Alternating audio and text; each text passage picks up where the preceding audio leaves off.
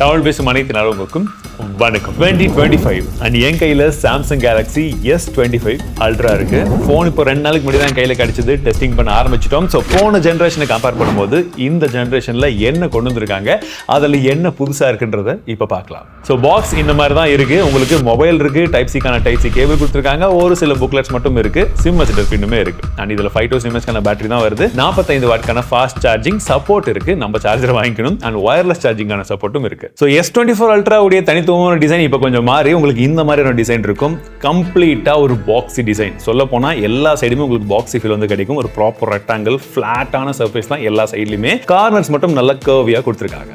அப்போ in and feel ஏதாச்சும் difference இருக்கு அப்படின்னா கண்டிப்பா ஸ்லைட் டிஃபரன்ஸ் வந்து என்னால் ஃபீல் பண்ண முடியுது. ஏன்னா வந்த உடனே பார்க்கும்போது என்னடா அப்படின்ற மாதிரி ஃபீல் இருந்தது. பட் இப்போ யூஸ் பண்ண எனக்கு அந்த டிஃபரன்ஸ் பெருசா நோட்டீஸ் ஆகல. காரணம் என்னன்னா, நான் இந்த போனை யூஸ் பண்ணும்போது நான் சொல்லியிருப்பேன், கேஸ் போட்டு எந்த போனா யூஸ் பண்ணுங்கன்னு சொல்லிட்டு. அந்த கேஸை போடும் போது எனக்கு எந்த மாதிரி ஃபீல் இருந்ததோ இதுல ஓரளவுக்கு அந்த ஃபீல் வந்து கிட்டத்தட்ட வந்துருச்சு. அண்ட் யூஸ் பண்ண பழகிடும்னு நினைக்கிறேன். மற்றபடி கேமரால இந்த ரிங்கை பொறுத்த வரைக்கும் சின்னதா ஒரு மாற்றம் கொடுத்துருக்காங்க. அண்ட் S10 கலரும் இந்த கலரும் ஒரே மாதிரி தான் இருக்கு. அண்ட் டிஸ்பிளே பத்தி சொல்றதுக்கு முன்பாக இந்த வீடியோ நம்ம சாம்சங் கூட சேர்ந்து ஒர்க் பண்ணிட்டு இருக்கோம். அதனால இது எந்த விதத்திலுமே ரிவ்யூ கிடையாது. என்னுடைய ஃபர்ஸ்ட் இம்ப்ரெஷன் அண்ட் இதுல என்ன மாறி இருக்குன்ற விஷயங்களை மட்டும் இப்போதைக்கு பார்க்கலாம். அப்ப டிஸ்பிளே சைட் பை சைடு வச்சு நீங்க S24 அல்ட்ராவும் S25 அல்ட்ராவும் பாருங்க. உங்களுக்கு டிஃபரன்ஸ் எங்க தெரியும் அப்படின்னா, கொஞ்சம் ஜூம் பண்ணி பார்க்கும்போது அந்த ஹெட்ஜஸ்ல இங்க ஷார்ப்பா இருக்கிறது இப்போ S25 அல்ட்ரால கர்வியான ஒரு டிசைனோட அந்த டிஸ்பிளே வந்து இருக்கும். பிளஸ் பெசில்ஸ் கொஞ்சமா கம்மியான மாதிரி இருக்கு. அதை ஜூம் பண்ணி பார்த்தா தான் தெரியும். ஆனா கையில வச்சு பாத்தீங்கன்னா கிட்டத்தட்ட பெசிலே இல்லாத மாதிரி ஒரு ஃபீல் கண்டிப்பா இருக்கு. போனோட சைஸை வச்சு பார்க்கும்போது பெரிய டிஃபரன்ஸ் இல்லாட்டியுமே உங்களுக்கு இந்த பெசில்ஸ் எல்லாம் கம்மியானதாலே கொஞ்சமா சைஸ் இன்க்ரீஸ் ஆன மாதிரி இருக்கு. 6.9 இன்ச்க்கான டிஸ்பிளே வந்து கொடுத்துருக்காங்க. QHD பிளஸ் ரெசல்யூஷன் நமக்கு LTPO பேனல் தான். 120 ஹெர்ட்ஸ்க்கான ரெஃப்ரெஷர்ஸோட வருது. 2600 நிட்ஸ்க்கான பீக் பிரைட்னஸ் இருக்கு. அண்ட் கார்னிங் உள்ள கிளாஸ் ஆர்மர் 1 இதுல கொடுத்துருந்தாங்க. இதுல ஆர்மர் 2 இருக்கு. மற்றபடி ஆன்டி ரிஃப்ளெக்டிவ் கோட்டிங் இதுலயுமே இருக்கு. ஸோ உங்களுக்கு ரிஃப்ளெக்ஷன்ஸ் எல்லாம் வரும்போது அந்த லைட் ஃபிளேர்லாம் வந்து படும்போது கண்டிப்பா வந்து கொஞ்சம் பெட்டரான டிஸ்பிளேவா வந்து இருக்கும். அண்ட் அவுட்டோர்ல எப்படி இருக்குன்னு டெஸ்ட் பண்ணும்போதும் பிரைட்னஸ் லெவல்ஸ் ரெண்டுமே நல்லா இருக்கு. அடுத்த மாற்றம் அப்படின்றது ப்ராசஸர்ல தான். இவங்க Snapdragon 8 Elite for Galaxy சொல்லி 2 பேரோட பார்ட்னர்ஷிப்ல வந்து கொண்டு வந்திருக்காங்க. சரி, இதை நம்மளுடைய பெஞ்ச் மார்க்ல ரன் பண்ணி பார்த்திருக்கோம். AnTuTu, Geekbench, CPU throttling, 3D extreme dress test, இதுல எல்லாம் என்ன ஸ்கோர் வந்திருக்குன்றத பாருங்க. அண்ட் ஒரு பெரிய வேப்பர் கூலிங் சேம்பரும் கொடுத்திருக்கிறதா சொல்றாங்க. 40% better then last generation. LTP10 performance இந்த ஃபிளாக்ஷிப் ப்ராசஸர்ல இருக்கும்ன்றது இப்போதைக்கு எதிர்பார்க்கிறேன். பட் இருந்தாலும் டெஸ்டிங் முடிச்சு ஃபுல் ரிவ்யூ கொண்டு வரும்போது எக்ஸாக்ட்லி எப்படி இருக்குன்றத சொல்றேன். அண்ட் இந்த ப்ராசஸர்ல ஒரு பெரிய ஹைலைட் என்னன்னா, இவங்களுடைய கொலாபோட சேர்ந்து நம்ம லாஸ்ட் இயர் அந்த Galaxy AI பார்த்தோம் இல்லைங்களா, இது கூடவே சேர்ந்து அந்த UI உடைய மாடிஃபிகேஷன் பிளஸ் Galaxy AI அடுத்த லெவலுக்கு எடுத்துட்டு போயிருக்கிறதா சொல்றாங்க. சரி, அப்படி என்னடா இருக்குன்னு பார்க்கும்போது One UI 7.0 out of the பாக்ஸ்ல கொடுக்குறாங்க. ஸோ இனிஷியலா அதை பார்த்த உடனே ஸ்மூத்தான அனிமேஷன், எனக்கு பர்சனலி அதை பார்த்த உடனே அந்த லுக்கே வந்து நல்லா இருந்துச்சுன்னு சொல்லலாம். நல்லா ரவுண்டடா வந்து நிறைய விதமான மாறுதல் வந்து செய்திருந்தாங்க. ஃபீச்சர் பேக்டா இருந்தது. அண்ட் நாக்ஸ் வால்ட் மற்றும் செக்யூரிட்டி மூலமாக பிரைவசி அண்ட் செக்யூரிட்டியும் என்ஹான்ஸ்டா இருக்குன்னு சொன்னாங்க. சரி, இதெல்லாம் அவங்க சொன்னது நமக்கு தேவையானது என்னப்பா இருக்கு அப்படின்னு சொல்லி பார்க்கும்போது ஏஐல ஒரு சில விஷயங்கள், தட் இஸ் இந்த பவர் பட்டனை பிரஸ் பண்ணும்போது நமக்கு ஒரு ஏஐ ஏஜென்ட் வராரு. அந்த ஏஜென்ட் கிட்ட நீங்க பேசி உங்களுக்கு என்ன வேணுமோ நீங்க கேட்டுக்கலாம். ஃபார் எக்ஸாம்பிள், நீங்க ஜஸ்ட் பேசி உங்களுக்கான அவுட்புட்டை மட்டும் வர வைக்காம கூகுள் ஆப்ஸா இருக்கட்டும், இல்ல உங்களுடைய சாம்சங் ஆப்ஸா இருக்கட்டும், அது இல்லாம தேர்ட் பார்ட்டி ஆப்ஸ் இப்போதைக்கு வந்து பாத்தீங்கன்னா நமக்கு ஸ்பாட்டிஃபையா இருக்கட்டும், வாட்ஸ்அப்பா இருக்கட்டும், இதன் மூலமாக கூட நீங்க ஒரு சில விஷயங்களை வந்து செய்ய வச்சுக்க முடியும், இல்ல மெசேஜ் அனுப்பிக்க முடியும். நீங்க ஒரு விஷயத்தை தேடி அதை வந்து கேலண்டர்ல ஸ்டோர் பண்ணிக்க முடியும். இது எல்லாமே அட் அ டைம்ல ஒரே இதுல நடக்குது. அடுத்த விஷயம் எனக்கு பர்சனலி பிடிச்சிருந்தது நேச்சுரல் லாங்குவேஜ் ப்ராசஸிங். அதாவது இப்போ ஒரு செட்டிங்ஸ்ல போறோம், நம்ம செட்டிங்ஸ்ல என்ன விஷயம் வேணும்னு தேடுறதை விட எனக்கு என்ன ஃபீல் ஆகுதுன்னு தேடினா அதற்கு ஏற்ப இருக்கக்கூடிய விஷயங்கள் எல்லாம் அதை எடுத்துட்டு வந்து காமிச்சிடும். எக்ஸாம்பிளுக்கு வந்து பாத்தீங்கன்னா, எனக்கு கண்ணு வலிக்குதுன்னு சொல்லி போட்டா நீங்க அந்த ஐ ஷீல்ட் ஆன் பண்றதா இருக்கட்டும், இல்ல ப்ளூ லைட் ஃபில்டர் ஆன் பண்றதா இருக்கட்டும், அந்த விஷயங்கள்லாம் கொண்டு வந்து காமிச்சிடுது. இல்ல எனக்கு வந்து சவுண்ட் ரொம்ப இரிட்டேட்டிங்கா இருக்குன்னா நீங்க எந்தெந்த நோட்டிஃபிகேஷன் ஆஃப் பண்ண முடியுமோ அதெல்லாம் வந்து கொண்டு வந்துருது. ஸோ இந்த மாதிரி விஷயங்கள் செட்டிங்ஸ்ல ஒர்க் ஆகுது. அண்ட் போட்டோஸை பொறுத்த வரைக்கும் இப்போ இந்த போன்ல பாத்தீங்கன்னா இப்போ 2 நாள் தான் ஆச்சுன்றதுனால போட்டோஸ் கம்மியாக தான் எடுத்திருக்கோம். அந்த போட்டோலயே கூட இப்போ என்னுடைய டீம்மேட் ஒருத்தர் வந்து வி ஷேப் வந்து ஃபிங்கர்ல காமிக்கிறாருன்னு நான் சர்ச் பண்ணா அது மட்டும் கரெக்டா வருது. இல்ல ஒரு பர்சன் இஸ் சிட்டிங் நியர் பிளான்ட்னு கொடுத்தா அது மட்டும் வந்துருது. இப்போ இதை யோசிச்சு பாருங்க. இப்போ என்னுடைய பழைய ஃபோன், இந்த ஃபோன்லாம் கிட்டத்தட்ட ஒரு 500ல இருந்து 1000 போட்டோஸ் வந்து இருக்கும். கிட்டத்தட்ட 1000 போட்டோஸ் கண்டிப்பா வந்து இருக்கும்.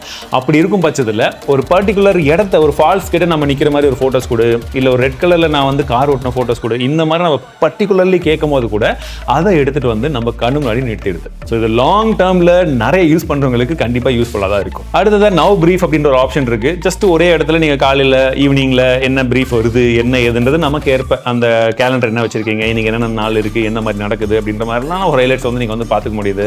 அண்ட் நவ் பார் ரொம்ப இன்ட்ரெஸ்டிங்கான விஷயம். இது நம்ம 1UI 7 பத்தி பேசும்போது பேசியிருந்தோம். உங்களுடைய லாக் ஸ்கிரீன்லயே நீங்க இப்போ ரீசெண்டாக ஓப்பன் பண்ணியிருக்கிறது இந்த ப்ரீஃப் எல்லாமே அங்கேயே வந்துடும். அது அங்கேயே டூகுள் பண்ணி வந்து பார்த்துக்கலாம். சின்ன சின்ன விஷயங்கள் வந்து உங்களுக்கு என்ன நடக்குதுன்றத லைவாக வந்து ஆக்டிவேட் ஆகுது.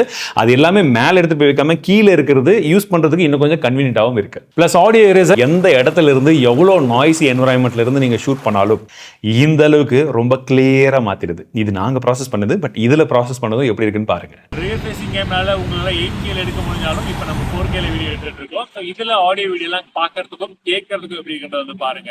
அடுத்ததா ஏஐ செலக்ட் அப்படின்ற ஆப்ஷன் இருக்கு. இது ஃபார் எக்ஸாம்பிள் இப்போ ஒரு வீடியோ ரன் ஆகிட்டு இருக்கு. நீங்க அந்த வீடியோல போயிட்டு உங்களுக்கு பர்டிகுலர்லி ஏதாச்சும் ஒரு இடத்த மட்டும் நீங்க ஜிஃபா ஜென்ரேட் பண்ணிக்கணும், அதை உங்க ஃப்ரெண்ட்ஸ்லாம் ஷேர் பண்ணணும்னா கஸ்டமைஸ்டாக நீங்களே இப்போ பண்ணிக்க முடியும் வித் இந்த click of button. And circle to சர்ச்ல இன்னும் ஒரு விஷயத்தை எக்ஸ்ட்ரா கொண்டு வந்திருக்காங்க. போன நம்ம டெக்ஸ்ட் மற்றும் இமேஜ் பார்த்தோம், இந்த வாட்டி ஆடியோவுமே இருக்கு. சப்போஸ் நீங்க ஏதாச்சும் ஒரு ரீலோ ஷார்ட்ஸோ பார்த்துட்டு இருக்கீங்க, அதில் ஏதோ ட்ரெண்டிங் மியூசிக் போயிட்டு இருக்கு, என்ன மியூசிக் எந்த படம் தெரியல கேட்கணும் போல இருக்குன்னா நீங்க இப்போ சர்க்கிள் டு சர்ச் யூஸ் பண்ணி ஆடியோ லிசன் பண்ணி அது எந்த சாங்ன்றதையும் கண்டுபிடிச்சிக்கலாம். அடுத்ததா கேமரான்னு பார்க்கும்போது இதுல ஒரு இம்ப்ரூவ்மெண்ட் வந்து பண்ணிருக்காங்க.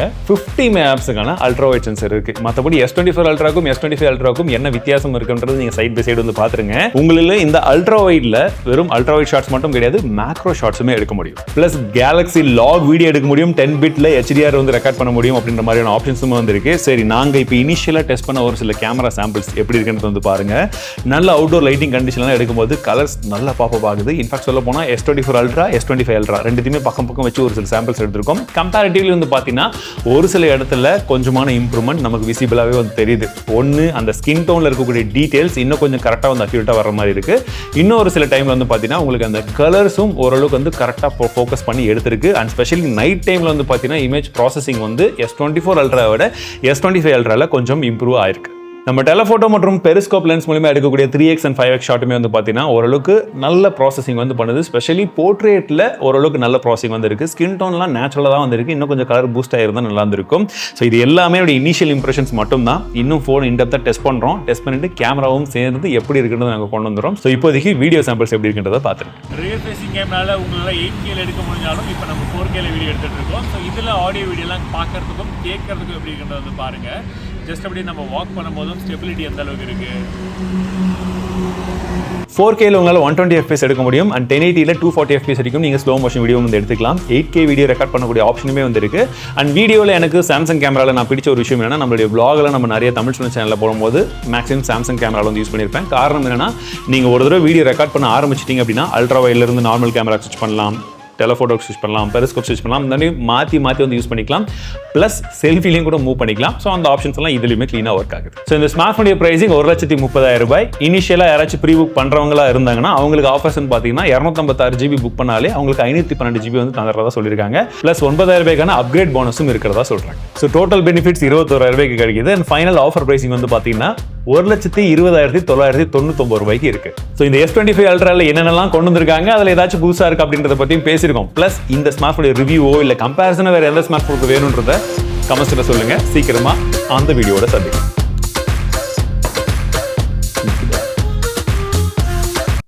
நின்றுச்சு.